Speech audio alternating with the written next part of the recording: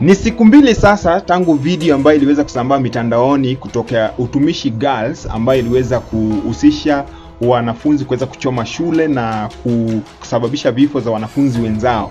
So sasa hivi video hiyo baada ya kusambaa kwenye mitandao mpaka Waziri Kipchumba Murkomen aliweza kuongea na kusema kwamba aliwatch hiyo video akashindwa kuweza kulala.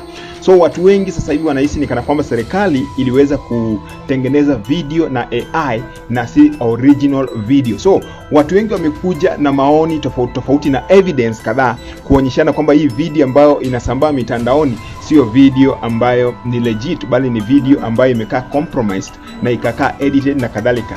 Unajua sasa hivi kuna ugumu zaidi kuweza kutumia CCTVs ama video ama cameras kuweza kuprove kwamba mtu ni guilty, kwa sababu kumekuja na AI na other systems ambazo zinaweza kumanipulate na kuweza kubadilisha matokeo ya video na mambo mengine kama hayo. Now, kule Utumishi Girls tunajua vizuri sana kwamba kulitokea moto na ikaweza kusababisha vifo za wanafunzi zaidi ya 16, na unajua ikiwa imetangazwa 16 kuna uwezekano imepita zaidi ya 16 na serikali iweze kuficha the actual number, so we don't know the actual number, but iweza kusababisha vifo ya wanafunzi wengi. We are so sorry for the families and the friends. But sasa hivi kama kuna debate ambayo inaendelea kwenye mitandao, watu wanajaribu kuwatch video, kurewind, kupause na kuhakikisha wanaitazama kweli kweli, na watu wengi wamekuja na conclusion wakisema kwamba hiyo video ni fake, sio original. Lakini kuna wengi wamekuja na maoni tofauti wakisema kwamba hapana,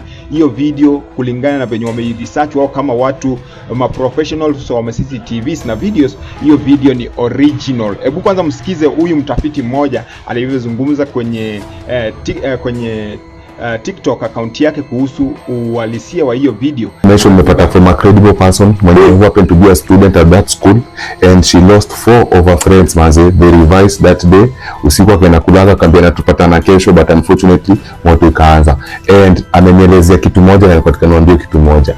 Hizi CCTV zenye kila mtu anaongelea zimekuwa placed at the entrance of the dome. Unanipata?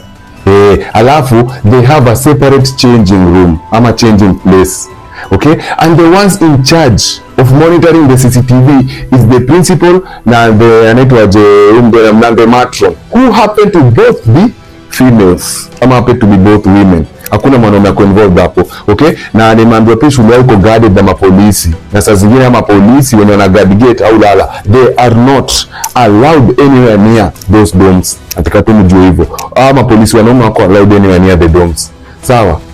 And don't you think parents would have been told kuna CCTV camera ndani ya dome, na parents kama wangekuwa agree nayo wangetoa, ama unadhani parents ni watu wako illiterate? Ingekuwa wataki wangekuwa sema zitolewe na zingetolewa. CCTV zimewekwa pale for security reasons, in case mtu apoteze belonging yake pale. So taangalia CCTV so around this time so and so alionekana kiingia dome nini, wapige investigation in case kungekuwa let's say kuna either kama mwalimu mwanaume ama kuna waka mahali inasemekana anaingia kwa dome anafanya vitu anafanya na madem fulani. How can we prove it? Hizo CCTV zitatumika ku prove watu wana then ni kweli mwanaume anaingia na ni huyu tunaweza identify. So please, hii video ni AI. Anyway, but I understand to each his own. Kenye mimi naona si kenye mtu mwingine ataona. So sasa hivi mitandao imeweza kuwaka moto. Watu wengi wana support serikali wakisema kwamba hiyo video ni ukweli, ni original, sio kitu ambayo imeweza kukaa edited.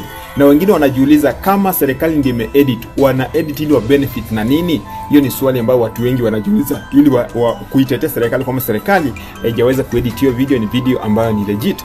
Na wengine wamekuja wakisema kwamba hao watoto ambao waliweza kuchoma hiyo shule kuna uwezekano mkubwa hawakufanya kitu wanajua. Kuna uwezekano number 1 waliweza kupitia mambo na spiritual kama ya kipepo na kadhalika. Wengine wamesema hata hiyo ya kipepo lazima waweze kuchukulia hatua kali ili wengine pia waweze kulearn from them.